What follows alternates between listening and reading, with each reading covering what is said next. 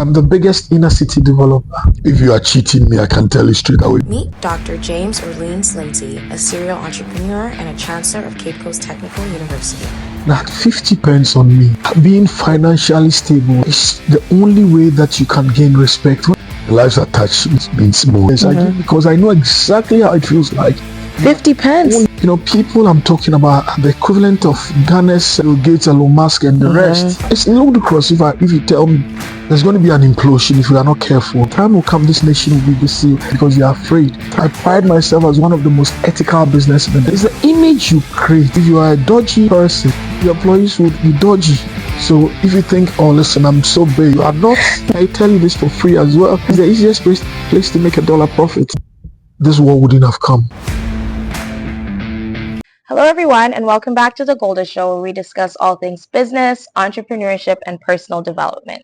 Today we are joined by Dr. James Lindsay, a serial entrepreneur and a Chancellor of Cape Coast Technical University. Dr. James, welcome to The Golda Show. I'm honored to have you here. How are you? Thank you for having me. Thank you so much. So tell us a little bit about yourself for those who are not aware of who Dr. James Lindsay is. Well, where do I start? Basically, I mean, I'm a Fanti from Cape Coast. My mother, my father. I've done a lot of schooling.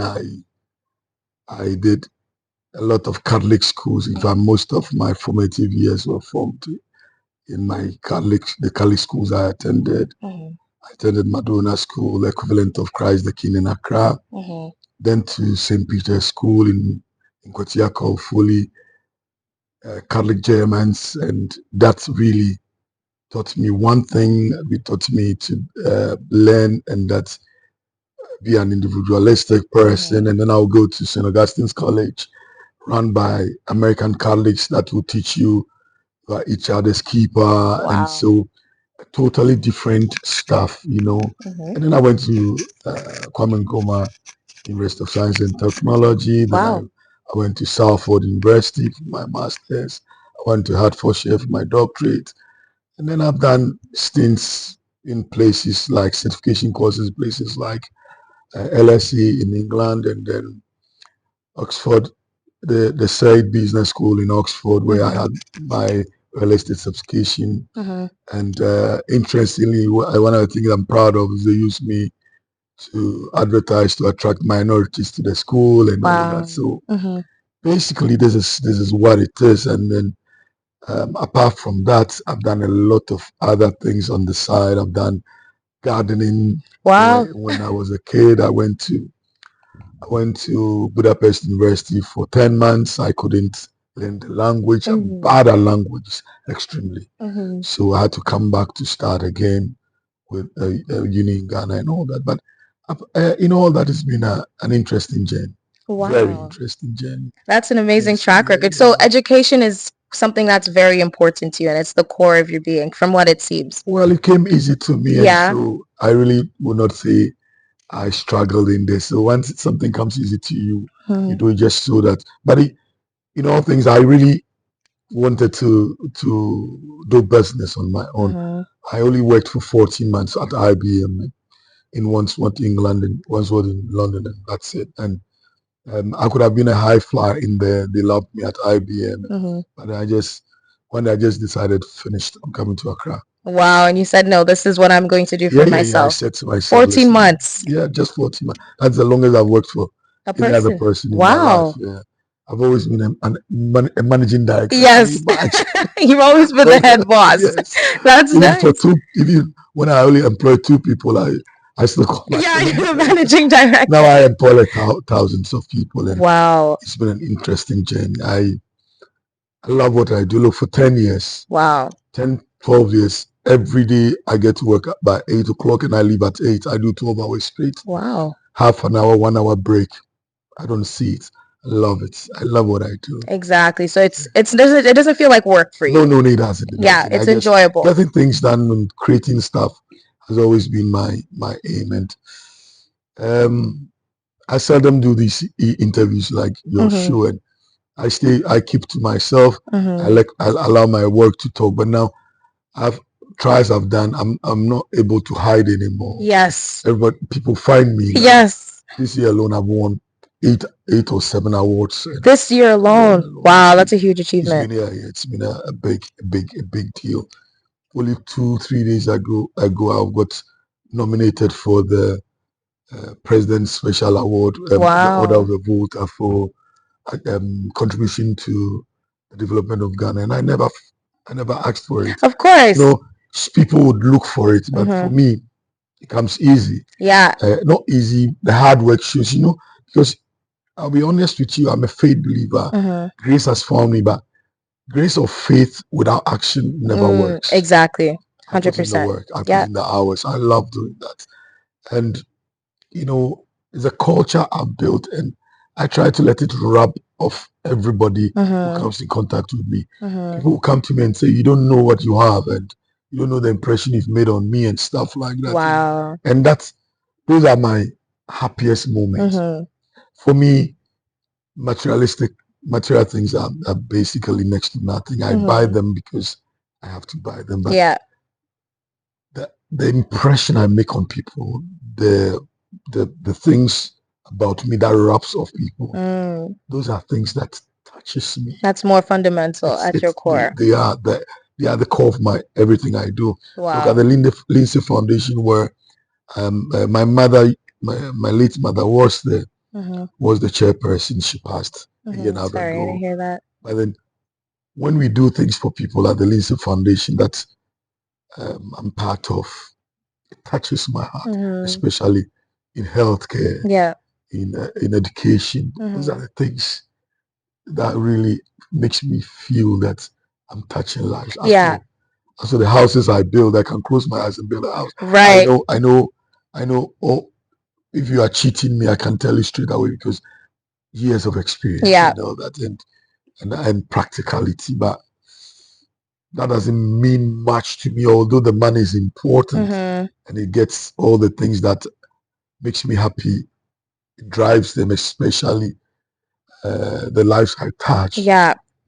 The lives I touch means more to me. Yeah, because you have a divine purpose, essentially, right? And when you're able to meet that purpose, everything else just follows right after. And so sometimes people come to me and then the purpose is quite different. And then I would just move into this my long discussions about life and the things you have to do. Yes. And then after 10 minutes, I have to apologize. I'm sorry. Yes. They say, no. I've enjoyed the talk. And you've really given me something fundamental in life. Things like I tell people, look, make sure there's something small in your pocket every day you go out and you bring something in, because, being financially stable is the only way that you can gain respect. When I tell people this, they're like, well, because I give not because I have in excess. I give because I know exactly how it feels like not to have. I've walked from, I don't know what when I use this example, it's like I'm being a bit far off, but these are practical things I can tell you. When I was younger, I was like sixth form of Form 5. Those times, that's what we were using. And I'd gone to do work in Stonebridge Park in London. Okay. And then it was an agency work. The bus came to drop me London Bridge the first time I'm doing agency work. And I had 50 pence on me. 50 pence? Only 50 pence. Then 50 pence would not do even buy a ticket for one stop. My mother had told me, actually, he calls me by my first name, and he says, when he calls, he says, Atulinse, means she wants to tell you something serious. So she goes like, Atulinse, you see your face. If you do anything criminal, you'll be caught, because you have such a face that will give you out. So make sure you don't steal. You don't steal the bar stuff like. So I was so frightened. I walked from Stonebridge Park all the way to Andel Center in Wandsworth. It was in the night, and those were the days, late 80s. You see three white boys coming, and they could knife you or something. So when I see them coming this way, I'll go to the other way, all the way for about 2.5 hours, 3 hours. Wow. It taught me a lesson there. You see, you need to give you need to be financially stable. You need to plan. I never planned going out then to work. You know, if I had planned out taking my money for a bus pass, I would have asked my mom. So these are little things that growing up I learned growing up. A lot of things nobody really taught me. I observe others. I read. I used to read everything. That time it's not like now that you have the net and you can go. Everything is online. Yeah. Yes. You had to get them from the newspapers, the magazines and stuff. That's what I did. I read everything, and it taught me a lot of things. You know, selflessness. You know, trying to build something, putting back into your business. I put everything back in my business. Wow. Why am I taking it to? All I want to do is to have a big company, Exactly. employ more people. So reinvest those funds consistently. 15, 16, 20 companies or so I have. Wow. I mean, to farming in a big way. When I say a big way, thousands of acres. I'm planting trees, reforestation, Melina, Cedrina, 1,000 acres. I'm doing reforestation, heated forest. Wow. I'm planting teak over on 2,000 acres. It's not about the money, really. Yeah. It's about the environment. You know, I could have said, listen, let me walk away. So when I see colleagues of mine and stuff like that doing what at our age, 50s, I'm 50 plus. I've been doing at our age, and people are saying, "Oh, let's package for Instagram stuff." You know, and I'm like, Instagram, and then TikTok, and I say, listen, employ more people. Let people talk for you. Yeah. Let your work talk to leave Yeah. this is for the generation below us. You know, for us, we are to affect lives. And I'm looking at it, I'm saying, wow, these are my equivalent. You know, people I'm talking about are the equivalent of Ghana's Bill Gates, Elon Musk, and the rest. And all they think about is packaging themselves for the cameras. Instagram. Yeah. And I'm laughing. It's ludicrous if you tell me. Maybe I take life too serious. Maybe I don't know. But for me, I look at when I drive home. Every evening I drive myself. I mean, obviously because of messages and stuff like that. Daytime I need a driver because texting and stuff driving becomes a problem when you're a busy person. And I look at the youth on the streets. It breaks my heart. Yeah. There's going to be an implosion if we are not careful. Yeah. This is one of the most serious things that's going to affect this nation going forward. And those are the things that frightens me. Yeah. It makes me scared because I have my eldest daughter is 6 years old. The next one is 4.5. They belong to that group that have no headway. They have so much, but then still it's still so little. Yeah. And it's worrying. It's dangerous. You know, when you go to Rio de Janeiro and stuff like that, you see real unemployment where the rich have become prisoners in caged estates, whilst the unemployed are working freely because they are afraid. Time will come, this nation will be the same. Yeah. Unless we stick to, there are a few things we can do if you ask me. Agribusiness. Okay. Solid thing.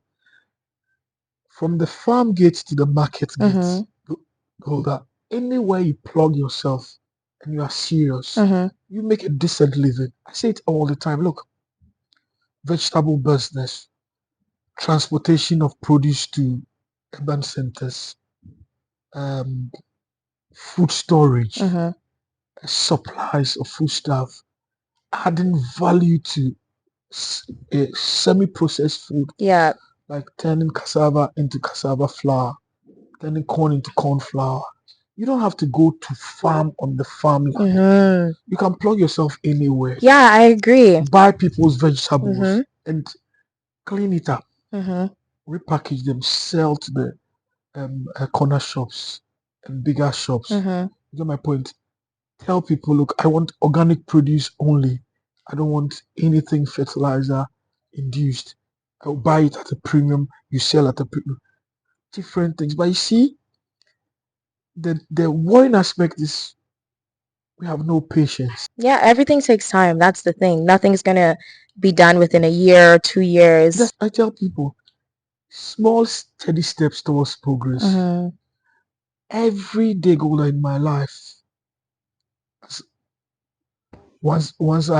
since I started to be conscious of what I'm doing, every day I make progress in my life. I'll tell you, every single day I put a stone one step further. Every day, every day. I tell people again, there are no shortcuts. I pride myself as one of the most ethical businessmen, and that's the thing I would tell you. I tell you, I'm like a ruler, but it still worked for me. You know, people think businessmen are crooks, Especially within areas, that are underdeveloped. Yeah. No. You can be straight and still make it. You know, it's about humility in our space. I'm not saying be timid. Don't flaunt your wealth. So what practices do you adopt within your business strategy when it comes to your developments or your agriculture and stuff like that? You share, okay. I give praise and promotion where it is due. Yeah. I am a conscious person about that. And I have an open door policy, and therefore I'm not a top down kind of chief executive or business owner.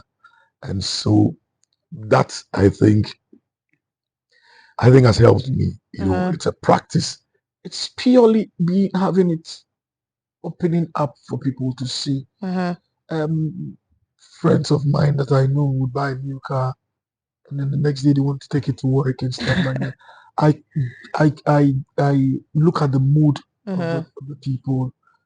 I try to gauge it and make sure they are not seeing me. Although I'm the business owner, founder, group chairman, you still have this cleaner who's with you, who's been with you for 10 years. You promoted him to maybe say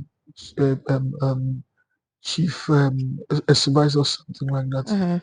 But do you need to every day come to work in a new car as my black businessmen will often do? I mean, sometimes they don't do it without realizing it because they are not conscious of themselves. It's the image you create, it's the lifestyle you lead that people would follow you. If you are a dodgy person, your employees would be dodgy because the boss is also dodgy. Do you think it acts as a source of inspiration for some? It does. Instead of for a lot of them, it does.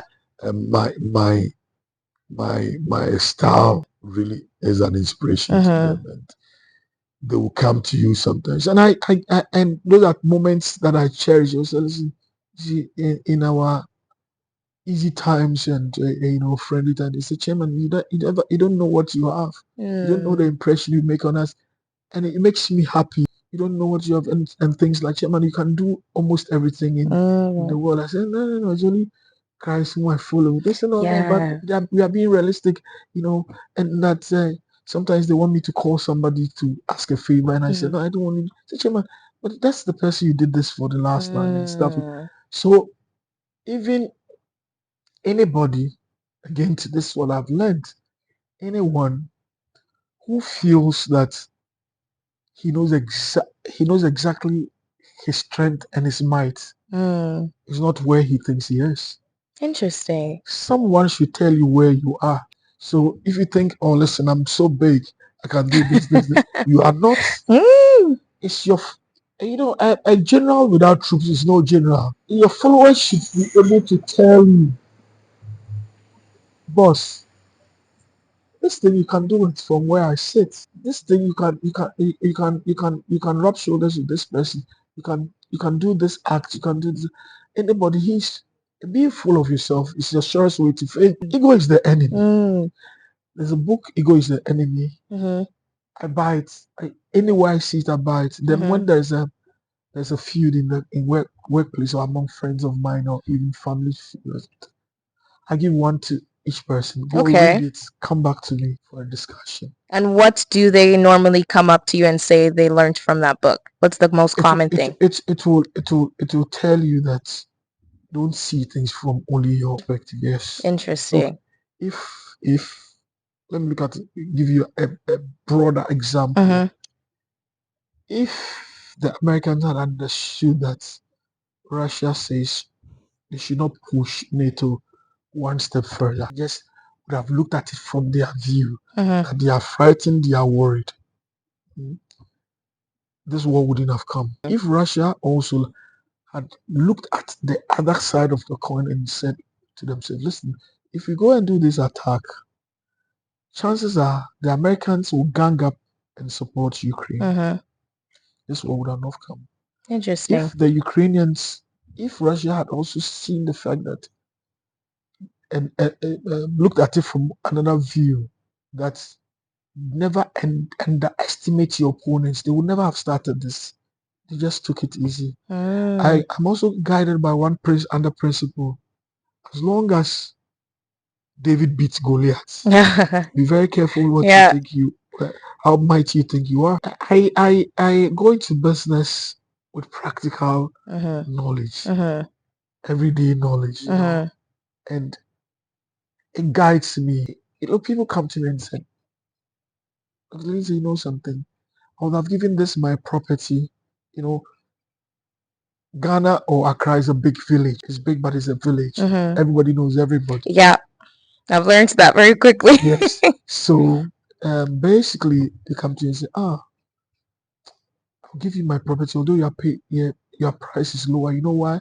Because you won't tell anybody that I'm tight and I'm selling. If I give it to Mr. X, everybody and then they'll be laughing about it. I cherish that because they see something in me. They see genuineness. They see somebody who's authentic as well, I would say. Authentic, yes. And therefore, I cherish those moments. And I said, why do you say you don't know? You don't know the impression you've made on people out there. It was Mrs. X who said I should come talk to you. Wow. So Accra is a small village. That's amazing. It's a big village, sorry. This city, although it's the easy, and I tell you this for free as well, it's the easiest place to make $1 profit. If you are you're serious and you attach genuineness to what you're doing, you might not have money as Mrs. X, but you have enough to be happy. That's the most important thing. My father before me, may he rest in peace, one day I was making noise about somebody else and say, this man has so much. When I was younger then. So one day I came and he was not in such a good mood. He said, sit down.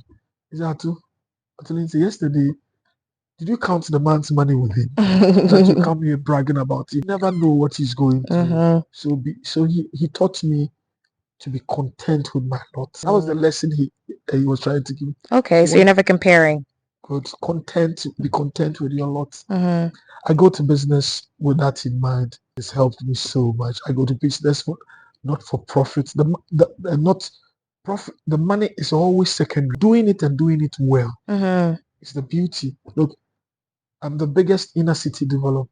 Wow. Yes, I can say this without any equivocation. I build more houses inside the city than anybody. Now they are in the mid-range. There are people who are doing high end, low end. In the mid-range, I build more houses than anybody. Wow. I make very little noise. But my houses are oversubscribed. Yeah.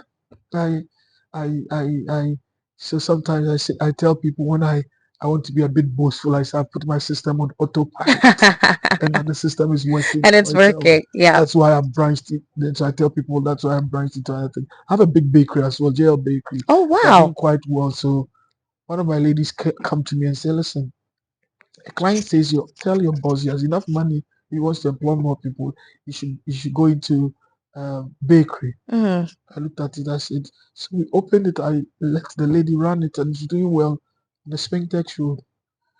What else can you say? These things help, makes you feel good.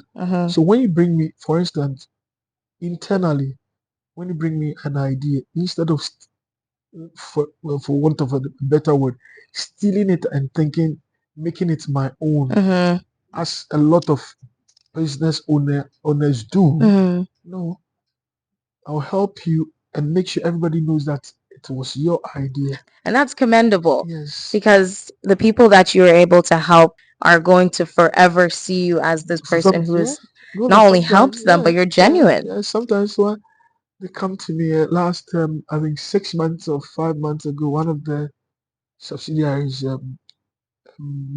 she comes to me and says, Chairman, this morning I want to just come and tell you something on my heart. I said, go on. He says, listen, now by 3 a.m. I'm up.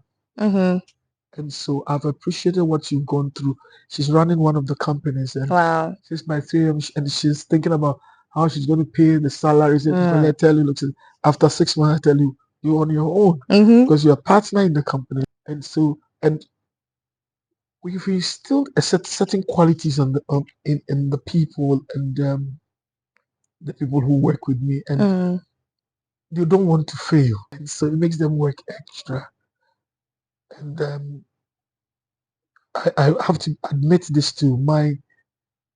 For some reason, my girls are solid on the ground going forward, and Mm. when you give them companies to run and tax to do, they do it so well. And so I know my guys would kill me but I say it in their face. I say, Mm-hmm. listen, look at them.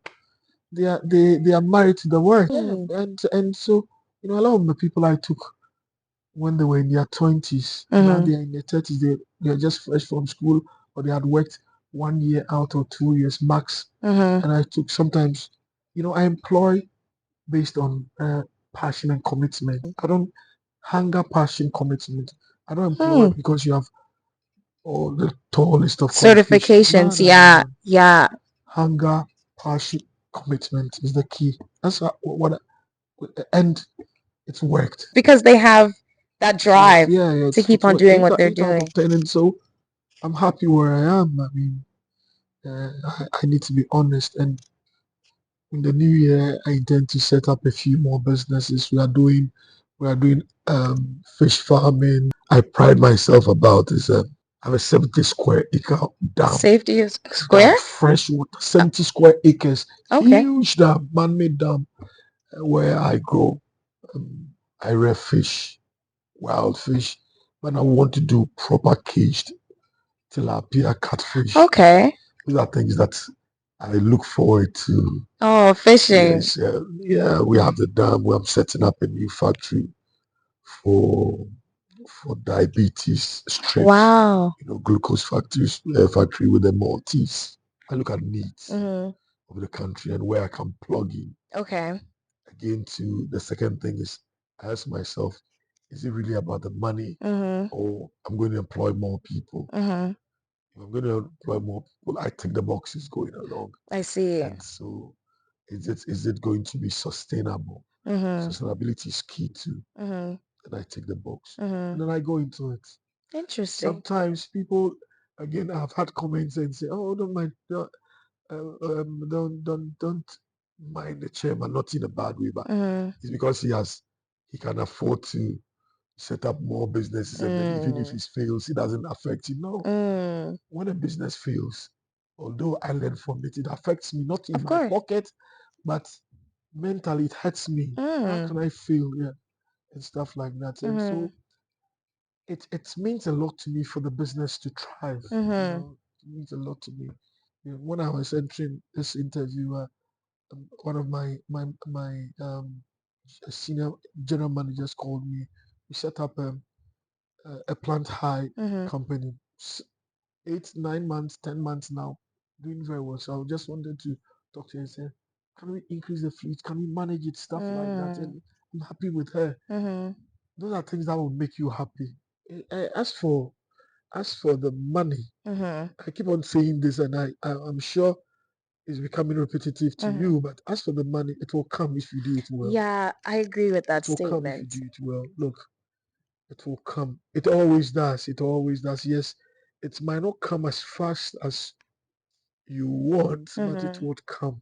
And once money has roots, Mm-hmm. it stays. Yeah. So how long did it take you to make profits with your first company? What was your first company that Okay, you... so I did my first company was a vegetable Okay. farm. Mm-hmm. Small. It was not a full company, but it was an enterprise, and it did so well that I nearly stopped uni. Wow. Yeah, because I was making so much money, and then I moved on to travel and tour, and then I left travel and tour. So there's a story that I will not let you go without sharing with you. So uh 20 years or 22 years, there's this guy who had worked at IBM and everything for 14 or 12 or so months, was coming down, was tired, said he was going to come to Accra, Ghana. He comes to Accra, Ghana. He's finishing his own house, 3 bedroom and everything. And then a white boy comes and says he wants to buy it. Why this house? He says, "This, I want the house." Well, that time it was not like now that you can't cash money over the counter. So he says, "Meet me at Barclays Bank High Street." That time everything is high street, just like in America. Because the man is late 30 minutes, but he still comes. He cashes 65 or so thousand, $60,000, I think, over the counter to this young man. The young man never slept that day. The next day, he starts 2 houses. Sells the 2 houses, then builds 4 houses with the proceeds. Okay. And then fast forward, by 2020, by 2020, there about 2021, this guy is building 200, 300 houses a year. He's a Interesting. matured man. That matured man is me. Oh, So that's how I started. so you leveraged the 60,000. I leveraged the 60,000 consistently. Never wasted a piece of it. So, Still enjoyed life mhm. as I should. So you built a first house, and then the profits from that, when you sold it, you put it right into the next Right house. back in there. So how long did you do that for? You know, the cycle for a house for me is maximum 6 to 8 months. They'll buy that piece of house. I have even Oh. 10. In 8 months, I'll sell all the 10. And that's how I started. It was just, and anyway, because I had learned the ropes from my father. My father before me was a builder, not was a Okay. contractor. So Okay. I knew the ropes a bit before I did construction management for Mhm. my doctorate, my Mhm. PhD and all that. And so, but all those certificates amount to nothing if you don't have the practical sense. So what is the practical sense that every business person should have? Because I think business is it's very simple in a sense where this is what you need to do, but I think there's a reason why some people fail and some people don't. You need to have the product for the person who needs it when he needs. So, for instance, I have colleagues who have gone to do gated communities, peri-urban, Afienya, Ayimensa. Do you know these areas? No, not Okay, really. that's peri-urban outside Accra. Okay. Nice properties, but the people don't need those. But for me, my route to a lot of these my awards has been the transformation that I did on the Achimota dam site, vast dam site, rubbish dump, disused quarry site. I said I'll buy the land. I took all the rubbish away, but fresh soil. It's an engineering masterpiece, and I built Wow. 410 houses there. 410. Yes, 3 and 4 bedroom homes there, and I've won more than 10 awards for that thing Yeah, I but that's did. 410 units. People said, Wow. fast forward, I'll meet people who say, who when they get to know, they call me the JL man. They said, is that the JL man, that the JL properties? I said, Yeah. yeah, yeah, yeah. Oh yeah. We never knew you were this young and blah blah blah. Anyway, they go and say, when we were building those houses and we pass by, we always say there are two things: either this man is crazy, or he has something in him which borders on spirituality that we don't know. Because for you to just build, take all the rubbish away, Yeah. re-engineer the land, and build, I built on the 410 house is about one of the cleanest estate in Accra. When you go there, Wow. you marvel. And so for me, because we don't have a good transport system. Yeah. Our office spaces are just in a certain abroad where you live, where there's an office here. No, this one is connected in a certain. So people want accessibility. So I have the product that they want. So the person who has done urban development and thinks people will still move there will fail because you don't get enough money from the sale to repay his or her loans at 40% interest rate. In Ghana, that's the Yes, interest it's rate, 40%. 40%? It's 38 plus arrangement fees and stuff like that will get you cross the 40% mark. So for every $10, you need to pay the bank $4 at the end of the year. To be making something like $8 Mm-hmm. in profit for every dollar you put in, for every $10 you put in, Mm-hmm. to be able to stay afloat because you have to pay your employees, your taxes. So that's why a business will fail if you don't have the product that the client wants. Yeah, so then, So okay, so now, it's not about how beautiful the building yeah, I is. think that's what people focus on nowadays, the beauty of the building. It's how usable the property is, and if it's in farming, Mm-hmm. for instance, you have organic products. Mm-hmm. People are now self-conscious about the food they eat. Mm-hmm. That is one thing that you. If it's about other products, how's your packaging like? Yeah. People feel that they can package anything and sell. No, you can't.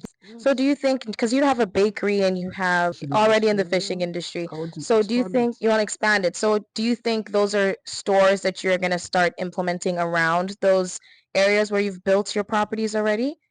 So for instance, there will be different shops within those areas, within your estate. So Well, you think that's something that you're looking to? I've invested in retail shops with one of my senior managers, a lady.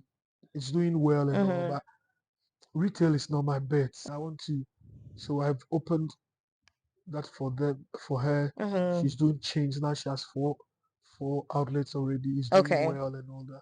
But my focus has always been to employ people, so to get in more Mm. into industry. I'm doing a lot of work with the Maltese. I'm Okay. one of their biggest partners in Ghana. Mm-hmm. Maltese companies in Mm-hmm. Malta. From we are setting up a hospital. We're setting up the glucose strip Mm-hmm. industry. We are doing uh, fingerlings. That is the fish, the small fishes that Mm-hmm. people will buy to go on weight, and it's doing well. I'm doing a lot with the Portuguese as well Mm-hmm. in Ghana, and Okay. is they are my partners Mm-hmm. in road construction and the rest. I'm into road construction as well. Okay. So in the new year, my aim really is to still push the agri sector, the Okay. agribusiness. I don't see why, for instance, look at us. Mm-hmm. We still want to go to the Ukrainians to go and beg them for grains Yeah, when it's they not are making sense. when they are in war. Yeah. Look at our soil. If you put a grain, any grain Mm-hmm. in even a gutter which has soil in, corn will germinate. That's how good our soil is. We're importing food. Constantly outsourcing. It doesn't make sense. So somebody somewhere should think about it. We Yeah. tried it, but the methodology was wrong. We tried planting for food and jobs, and wrong.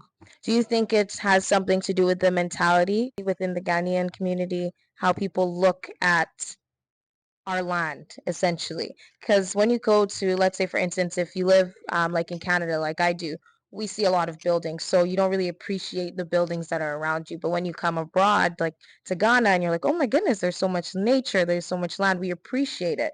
So do you think Ghanaians are now just looking at nature as something that's just normal? No, one of the things I would share with you is this: that if you look into history, Mm-hmm. any nation Mm-hmm. who is blessed with s- too much or so much resources, can't think. In Malta, where I spend a lot of my time doing business, Mm-hmm. we have nothing but tourism and money printing, Mm-hmm. and then fishing. Three things only. Mm-hmm. The whole country is full of limestone. but they are developed. Why so? Mm. Why so? So when you are blessed with a lot, you Mm-hmm. can't think. You can't think. A nation, look at us. We Yeah. have everything, this Every nation. single resource available. Everything. It's actually Everything. insane. You can't think. Mm-hmm. You can't think. I'm sorry. Mm-hmm. I'm not being trying to be pious or be, but Yeah, it's honest. even Yeah. me, I still think I have not achieved enough because I could have done better. You get my point? Mm-hmm. Because some of the things are necessary, and we can't think. I'm telling you, we can't think. It's sad. Yeah. It's very very sad, and I weep inwardly Yeah. when I think about these things. It's sad, Yeah. very very sad. Look, you look at your nation, and look, we can't even clean our gutters. That's And definitely something of discussion. mosquitoes they are the deadliest Mm. insects or Mm-hmm. animals Mm-hmm. in the world, Mm-hmm. because there is the only thing that can bite you and kill you. And the solution is very simplistic. Clean your surroundings. Even Yeah. that we can do it. We spend millions of dollars treating malaria every year in this country. And Let's that's go again. mm. Even you who don't live here, you've seen that. Very Mm. simplistic. Mm-hmm. But I'll do my best Yeah. in my circumstance and within my means, Mm-hmm. and we should pray that others would Follow suit. learn and Mm-hmm. follow suit, Mm-hmm. and that we move on. But it's a tough call. Yeah. Tough call. Tough call. Look, one of the principles I believe in is, as an entrepreneur, Mm-hmm. when you can't do or when you don't have, you downsize Mm-hmm. and then scale up. But you look at my country, Yeah. Ghana. We don't have the money sitting down, and then we involve ourselves in big, huge Mm-hmm. project. Mm-hmm. You cannot borrow and consume. When Mm. you borrow, you put in something that can bring back the money. Mm-hmm. Borrowing for consumption's sake will never help a country. We borrow so much Mm. for consumption, as in services and social projects and all that. Yeah. If social projects does not bring the money back, Mm. you should have something that is bringing the money back to pay your loans.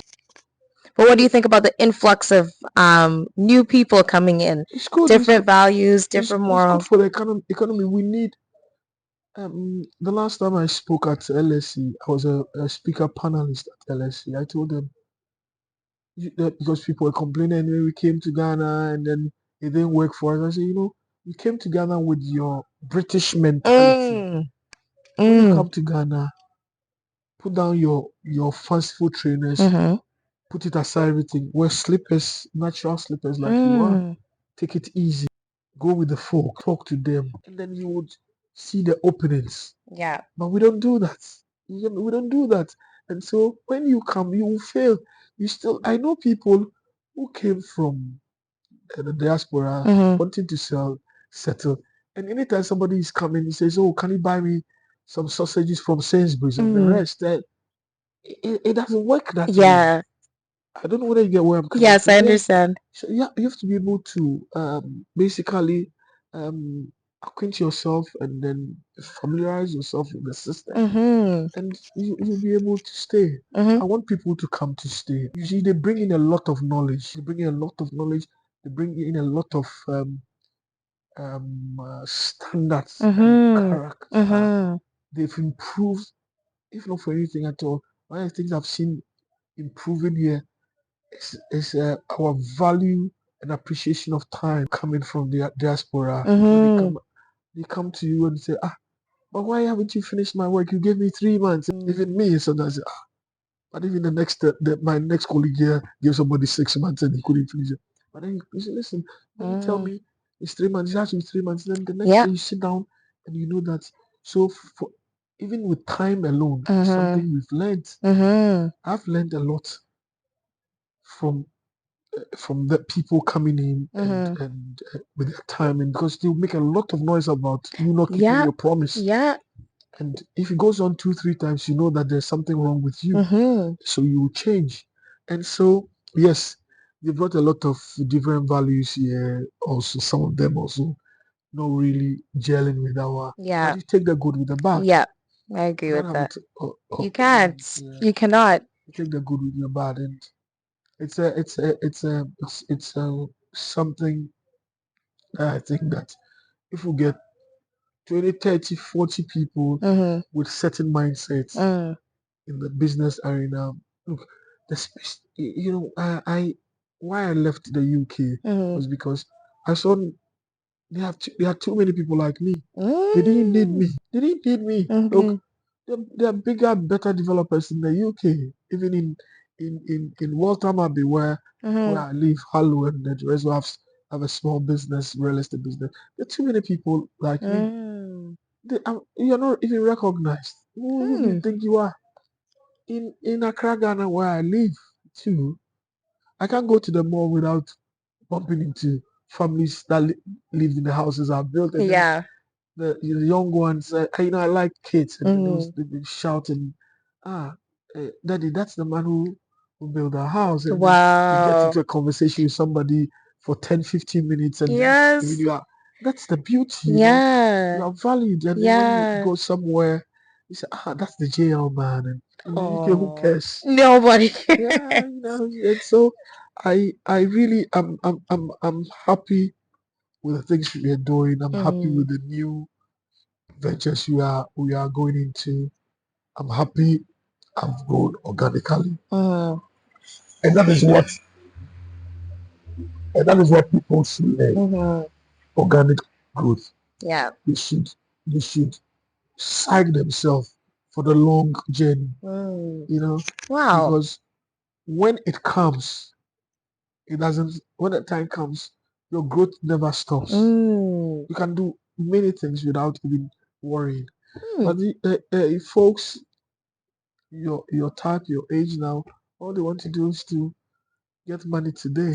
I think it's because of social media. It's definitely social But there are too media. many lies on social media. Yeah. In my country, people I know people who would come to me for help, and then the next day they are on social media dressed and all that, and maybe buys a Range Rover or something. I saw this person was crying to me about his or her rent, and it Yeah. amazes me. But Mm. that's what everybody wants. So but I will not go out there, fake it, and come Mm-hmm. and weep in the house. That's not Mm. my upbringing. That's so interesting you say that because Staying true to mhm. yourself is a cherished value. Yeah. For me, I can't dance. Uh, Coordination, I'm bad at coordination. I can't sing, okay. bad at it, but I can think. So I leverage on my strength. I've Mm. tried many times to be a dancer. It's not helped. My beautiful daughter Diamond Yeah. says is trying to be a dancer, but Mm. I know it's genetics. She has bad coordination, and so I always laugh at her. I say, It no, won't yeah, work. it won't work. But well, let me leave her. And Yeah. she's so staying true to yourself is a cherished value. Because in the Western world, everyone says "fake it till you make it." What do you think about I that don't I don't saying? I don't I don't believe that. Hmm. You fake it and it will lead you to your death. Hey. Yes, Mm. So. you're faking that you can go to Malibu. Okay, Mm. so all your money you go on holidays to show off. Especially with my race people, my Mhm. black people. Mhm. You fake it and you go and buy an expensive dress for a party, one off. Yes. Your savings gone. Why do you think that is though? The fact that our people are more inclined to be more flashier. Yeah, because we have very little self belief. Ah, It's the truth. I agree. We don't realize it, but we have very little self belief. And Mm. self belief will lead you to then be who you are not, Mhm. and it will lead you further on. Mm. Then you go on a borrowing spree, and Mm. then you fund it with your flashy lifestyle, and Mm. before long you are in debt. Mm. So how do you create a strong self-belief for yourself as a For me, I Ghanaian? I I I I think that is why I say to myself, stay true to yourself. Mm. I've never tried to go. Once I tried to go on a dancing competition with a friend of mine when I was younger, Yeah. but I didn't make it even to the dancing floor because I was frightened to death. Yeah. So I stayed true to myself. Yeah. I never tried it. Wow. But when you want to, when we say competition about knowledge, what do you know? You know, the competition, science quizzes, and I always want to be there because I know that is my strength. So I've stayed true to myself. It's a cherished value, Golda. Anybody who goes to the table with it would succeed in the end. But people don't know that. Why do you fake it? I mean, you are not what you are, and you are faking it and faking it and faking it. It's gotten many people into trouble. Many people I know. It's not like I've read about. You know. So maybe too is my upbringing. I don't know. I picked up values like things like this, and my mother before me said to me every time, actually said, don't ever do things you know in your heart you can't. You know, people say, oh, you need to try it and make sure you're able to do it. Yeah. You let your heart speak to you. Your heart deep down. You know the things you can do. You know the things you can do. So first, that's why people would say, as for this, it can't be Dr. Lindsay. Because they know I would never do this. They say, oh, try till you make it. No, there are things you can't do. You know. I can't be 100 meters runner. Yeah. So why do I have to Why try? you try? Yeah. But I can think, I can set up a business today and in 6 months it will become profitable. Wow. You like throw the challenge to me. I can Wow. set up a business today, 6 months it will be profitable. And then because I know how to do business, I pride myself in that. And I share. Look, I spoke on a webinar recently, the business school that I attended, the same business school in Oxford. People who were listening to me, I got maybe 20, 30 different people calling, wanting me to mentor them. One Nigerian girl, a woman was lucky. She also lived in Canada, but I come home and the things that she came to start was difficult. So I want tries her this year. I want to come to Ghana. She came to Ghana. She saw what we're doing. She said, "Oh wow!" So, and you don't even come across this way. I say yes because humility is key. When you come in the space, then you appreciate it more. You had been talking to you and say, "Oh, I have this. I have 1,000 plus workers." This. When you come, you will not be surprised. So stay true to yourself. You know, I cannot, for instance, I cannot run a marathon. I don't have the heart. Yeah. So why do you tell me that try till you are able to do it? That makes sense because why force it? Yes. Why force it? So what if let's say for instance, someone doesn't really know all of their strengths and weaknesses. Let's say the only strength that they have is communication and they talk a lot. How do you think they should hone in on that? Hold on to that. I wish, yes, for someone like me, I'm good at communication, but some people are far better than I am. Why should a good communicator decide that he wants to go into something like farming or something when you know this is your strength? For instance, you've been able to get me talking because you're good at it. You can just smile and it means something and stuff. When I was learning communication, they taught me a couple of things at the stage. They said somebody speaks and say, "Wow, is that so?" And then the person will talk and Yeah. and say, "Hey, you smiling," and you've used it very well today. Wow. You get my point. So why do you want to do something else? There's so many things in communication in Ghana I see. that we are not able to do. All they know is to sit on radio and make all the noise. But you bring a lot of professionalism to you. Look, have you watched some of our shows? The person is actually in your eye and wanting you to say something so that it incriminates you. Yeah. What is the need for that? Yeah. What do you want the person to say something? So since we've been talking, you've not even asked me, So, do you have money? Are you a millionaire? Are you if he in my space? These are some of the things they will be asking you. Wow. Why do you have so many cars in your house? Where do you die? Wow. Instead of your story. Instead of your story, I'm telling you. I know when they listen, I'm sure people will listen to this and then come insulting me or something. I don't care. Instead of using this thing I'm saying to better their actions, they won't do. They rather come and then start to attack the person who told them the truth. And that's how you stayed down, and that's how you stay in your position. I say if somebody was interviewing me, a local was interviewing me, the person would be in my face trying to let me say something. Wow.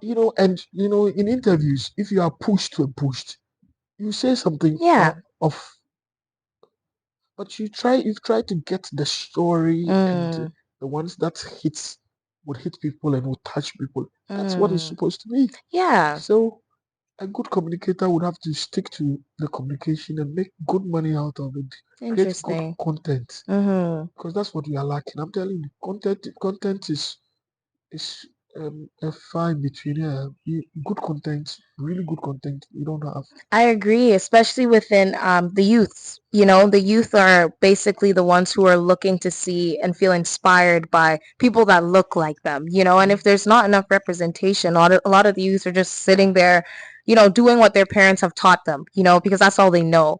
So it's very important that people are able to see people like you building so many different properties, but not just focusing on the money itself, like focusing on the actual impact. I think that's the biggest thing as well, especially within our youth.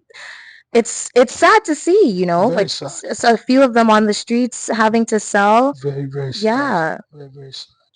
Very, very sad. Yeah. And I don't know, but but you see that there's hope too. Some of the youth are doing amazingly. Yes.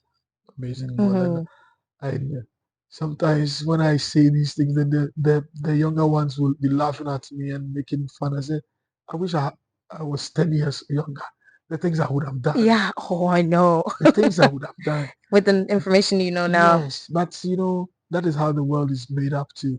You cannot have all that 10 years ago. Life, it's a gradual thing. You learn, but then older people are still not even learning. Yeah. Not learning. It's hard because you learn a certain way of living. You're not learning. Yeah. And even from the 5-10 years, even when you push it further, look at the 16, 17-year-olds. They are also not learning well enough. Yeah, the rudiments, very few. For instance, my son, when he tells me, what do you expect from me, blah blah blah. I said, listen, when I start to speak, I say, Papa, he says, Papa, don't talk. I know exactly what you want me to be. I just look at you. And I know the things I have to pick from you and stuff. See? You see, those are the things that I think we should share with the youth. This nation is among the few nations. It's purely an African thing. Maybe that motivational speakers, all the so-called motivational speakers are pastors. What are they going to motivate you? What have they achieved? Talk about that. I'm asking whatever look, they've set up a church, yes, nicely, but a motivational speaker should be a doer. He's done something in real life, achieved something. Then you can motivate. I agree. He's read about it too. Know the point also. That person also can be a motivational speaker. But the fact that pastors feels that they have the right in my country to be the only good motivational speaker is a problem. Is a problem. And that is why we are having the problems that we are having. Look, I say to everybody, I said everybody who wants to listen, I said, look, this country is one of the easiest countries to manage. You know why? Because the tribes are not at loggerheads. They might have small differences, but there's intermarriage so much. Look, in Kenya, two a certain 2 or 3 tribes, they cannot even sit down to drink a bottle of beer together. Wow. That's the level of hatred. Not in Ghana, because we had a good boarding school system. Mm-hmm. You get mixed up in the boarding school. I went to boarding school at 10 and a half. Mm-hmm. Wow. Yes. 10 and a half? Yes, I was in first year in boarding school. Wow. And my colleagues were all between 10 and 12. We've grown up together. We still keep in touch. Of I went to course. boarding school, St. Peter's School for 1 Mhm. to 5. I went to sixth form in St. Augustine's College. All were boarding school. Uni, we were all residents then in school. How can you say pick arms against somebody who is you are say a fancy and somebody who's an airway? You met at boarding school, or your brothers were friends and stuff like Wow. so. We so that is why I say Accra is a big village. Mm. Everybody knows everybody Mm-hmm. through this. So it's the easiest place.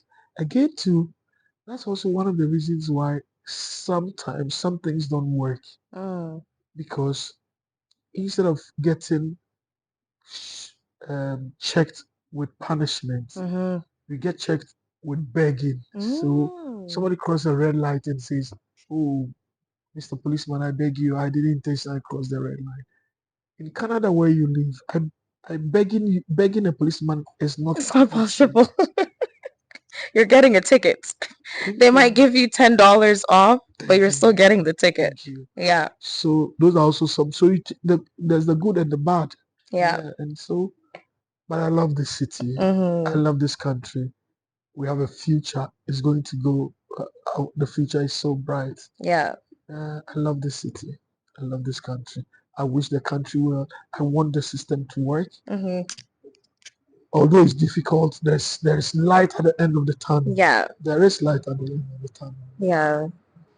The next few years, we'll see a lot of changes. Mm-hmm. The next 5 years, and a lot of diasporans are coming in. Yeah. Do you think so with the new elected president? Yes, he would also enhance what has already been achieved. Mm-hmm. And one of the greatest things this outgoing government has done was the diaspora encouragement. Mm-hmm.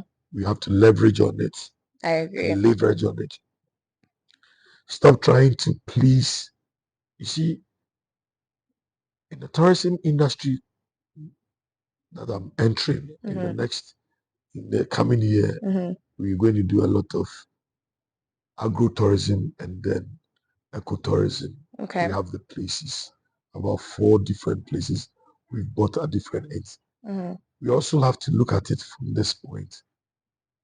For instance, in Canada, too many lovely buildings and everything in there. You cannot replicate the Canadian model here, because the person coming from Canada does not want to come and see a flashy Hilton in Accra. Exactly. Yeah. They don't. They have seen it in Canada, and it is in a better shape. You cannot do a Hilton Accra that is better than that one in Ottawa. It's not possible. Or Brompton or something. But look at your culture. Enhance your culture. I agree. Let people stay in brick houses, in mud houses, but with all the amenities. Yes, preserve the culture. I agree. They would come more to look at it. Because you don't want to adopt the same structure. There's no uniqueness to coming to the country. You know what I mean? It all in there. Yeah, like I don't want to see the houses in LA, in Ghana. No, you've gone to the States, you've seen it, you've gone to Europe. Why do you want me to come and see flashy Hilton or Accra? I want to see different things, unique structures. You want to see a dam, it's all naturalness. You want to see a canoe on a dam. You want to see things you want to see. That's the direction we are going, and I think that it will work. I think that the tourism is one key thing for us. For Ghana, right now. So that's something that Ghana should fixate on. Agro-tourism, ecotourism, agribusiness. Those are the areas we have to put. Look, when people talk about, oh, we have to do manufacturing and it will employ more people, I laugh. Look, even the Germans have lost all their manufacturing companies. They're Chinese. Yes. The English have the same. The Americans are weeping that the Chinese are taking their, because they have cheaper labor. Yeah. So what do we do that would improve our lot here? Use the resources we have. Yes, because we are not efficient. So any manufacturing industry that we create would run down quickly because efficiency is lacking here. But in the whole of sub-Saharan Africa, everybody wants to come and study in Ghana, learn English, come to our universities. So educational tourism is something that is key. What are you doing about it? These are things that we can do. You know, Accra, all the big cities have become expensive to live in because of students from Nigeria, from this, because they come and they rent bungalows or houses, 2, 3 students of rich parents. Instead of going to a hostel, they have a house living in the common hall, 3, 4 bedroom. Now locals cannot rent homes now. Yeah, I wanted to talk about that because that's something that I've recognized. Although people are coming in, it does change the prices for those who live here. Like, let's say, for instance, if I get my hair done here, when I convert it to Canadian dollars, it's much less, of course. But here, it goes a longer way. So I think even with something so simple as braiding, a lot of people are coming here to get their hair braided. But then I see the locals change the prices, right? So it's interesting because it's affecting people who get their hair braided here constantly.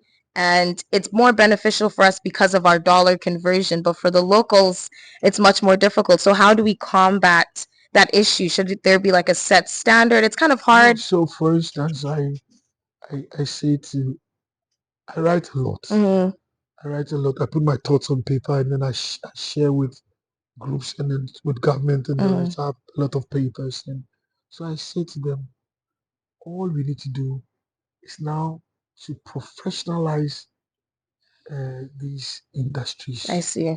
Barbering, hair braiding.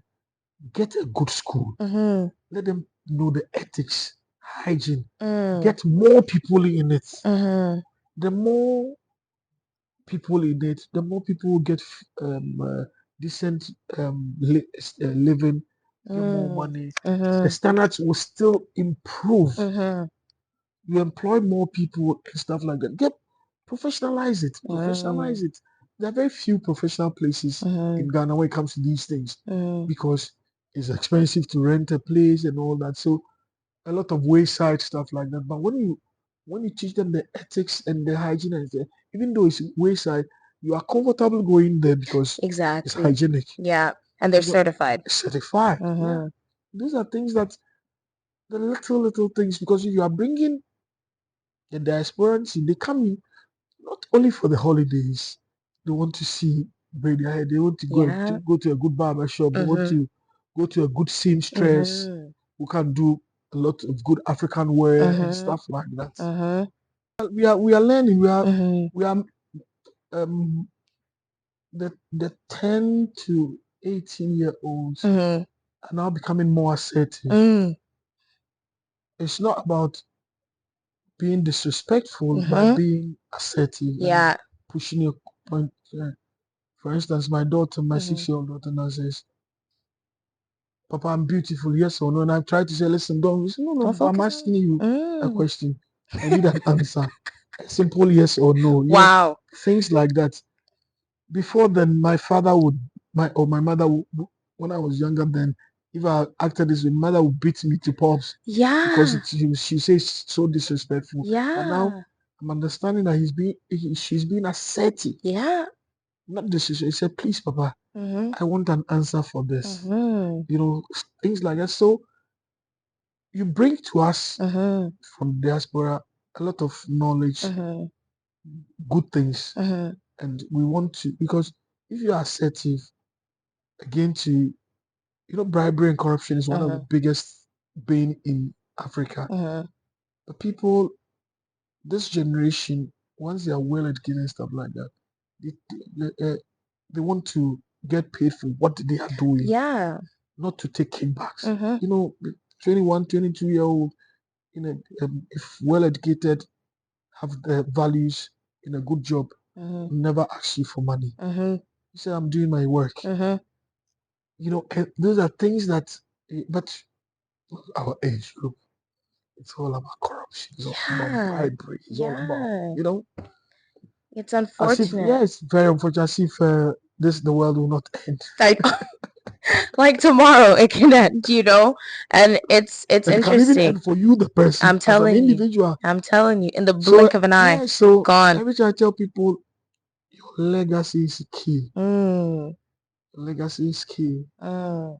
And I've seen, I lived off my father's legacy for a long time till his group all faded from the system. So my father was an adjutant general Mm-hmm. at the Workers' Brigade, a group that Kwame Nkrumah, the first president, he employed so many people that when I came back from UK 24 years ago, and then everywhere I passed, in that time, those people were just about going on retirement. And so when I said, "Oh, I'm a Lindsay," is your father ABC? I said, your father gave me my first work job, and Wow. so what do you want?